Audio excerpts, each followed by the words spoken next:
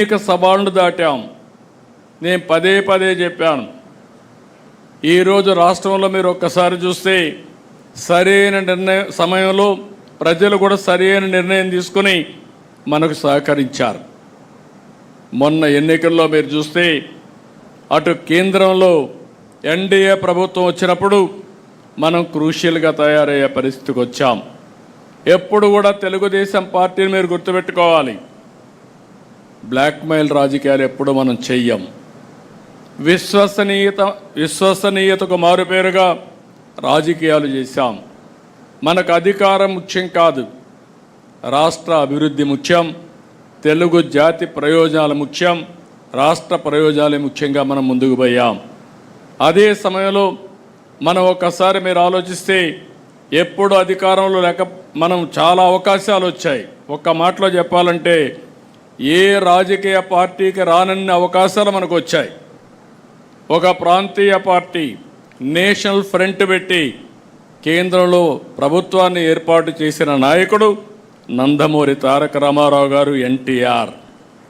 ఆ తర్వాత United front పెట్టి 2 గవర్నమెంట్ని మనం ఏర్పాటు చేశాం. ఆనాటి గవర్నమెంట్లోనే ఎర్రమనాయుడు గారు కేంద్ర మంత్రిగా ఉత్తరాంధ్ర నుంచి వచ్చారు. తర్వాత ఈరోజు రామ్మోహన్ నాయుడు కేంద్రంలో మంత్రిగా ఉండే పరిస్థితికి వచ్చారు.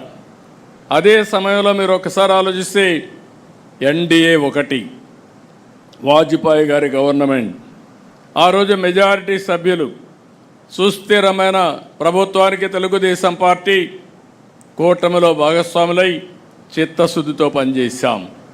2014లో మళ్ళా అవకాశం వచ్చింది. 2024లో మళ్ళీ మనకు అవకాశం వచ్చే పరిస్థితికి వచ్చింది.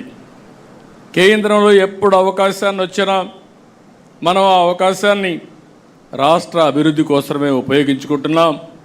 ఈరోజు కానీ కేంద్ర ప్రభుత్వం కానీ సహకారం లేకపోతే వెంటిలేటర్ పైనుండే రాష్ట్ర ఆర్థిక పరిస్థితిని బయట తీసుకొచ్చే పరిస్థితి కూడా లేదు.